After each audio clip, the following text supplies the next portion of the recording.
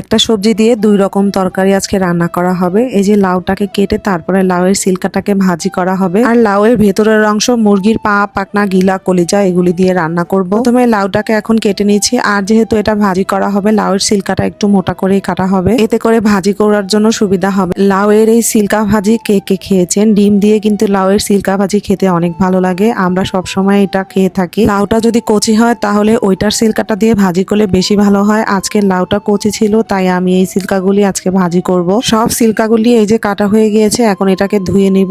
আর এই যে সিল্কাগুলি একদম চিরি করে কেটেছি যাতে করে ভাজিটা একদম মানে সফট হয়ে যায়। এরপরে ধুয়ে এখন এখানে সিদ্ধ বসিয়ে দিব। সিদ্ধর জন্য একটু পানি দিয়ে দিয়েছি, আর সিদ্ধ করার সাথে একটু লবণও দিয়ে দিয়েছি এটা সিদ্ধ হওয়ার জন্য। আর এর সাথে এখন চিরি করে কেটে রাখা আলুও দিয়ে দিচ্ছি। আলুটা একটু পরে দিয়েছি যেহেতু আলুটা সিদ্ধ হতে সময় লাগে না। আরেক চুলাতে পা, পাকনা, গলা, কলিজা এগুলি সব কষানো হচ্ছিল। কষানো এটার মধ্যে লাউয়ের যে ভেতরের অংশটা মানে লাউয়ের মাংসের অংশটা এটা দিয়ে রান্না করব। এদিকে কিন্তু লাউয়ের সিলকাটাও সিদ্ধ করা হয়ে গিয়েছে, এখন পানিটাকে ছেঁকে নিব।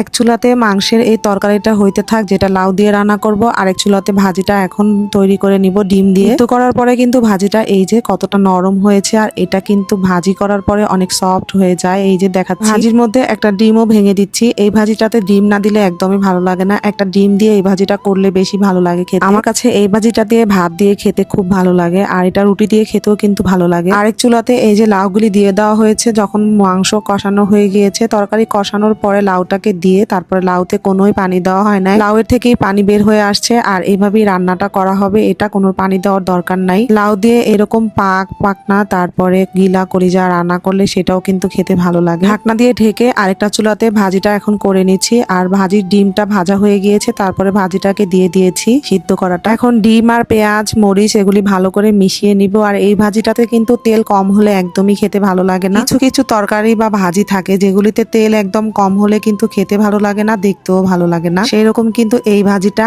আর হচ্ছে লাউ শাক, এই দুইটা জিনিস কিন্তু তেল কম হলে দেখতে ভালো লাগে না। আমার ভাজিটা করা হয়ে গিয়েছে, এখন এই কড়াই থেকে একটা প্লেটে এটাকে বেড়ে নিব। আর এই ভাজিটা এই যে দেখতে যেরকম সফট দেখা যাচ্ছে, এটা খেতেও কিন্তু ঠিক এরকমটাই হবে। ভাত দিয়ে খেতে খুব ভালো লাগে এই ভাজিটা, আর রুটি দিয়েও কিন্তু এই ভাজিটা খেতে খুব মজার হয়ে থাকে। ডিম দিয়ে এরকম সিল্কা ভাজি করে লাউয়ের সিল্কা কে কে খেয়েছেন কমেন্টে কিন্তু অবশ্যই জানিয়ে যাবেন। আর কে কোথা থেকে ভিডিওটা দেখছেন অবশ্যই বলে যাবেন, আপনাদের কমেন্টগুলি পড়তে কিন্তু ভালোই লাগে, আর আমি সবসময় চেষ্টা করি সবার কমেন্টের উত্তর দেওয়ার জন্য। এইদিকে আরেক চুলায় লাউয়ের তরকারিটা রান্না হয়ে গিয়েছে, যেটা মুরগির পা, পাকনা দিয়ে রান্না করা হয়েছে। এই যে লাউটা একদম গলে গিয়েছে, আর এভাবে গলে গেলে কিন্তু লাউ খেতে ভালো লাগে। লাউটা যদি শক্ত থাকে তাহলে কিন্তু খেতেও ভালো লাগে না। লাউয়ের তরকারি সবসময় একটু লাউটা নরম হলেই খেতে ভালো লাগে, শক্তটা কেউই পছন্দ করে না। আজকের ভিডিওটা এই পর্যন্তই ছিল, দেখা হয়ে যাচ্ছে আমার পরবর্তী ভিডিওতে। ভিডিওটা ভালো লাগলে একটা লাইক, কমেন্ট আর শেয়ার করে দিবেন। আল্লাহ হাফেজ।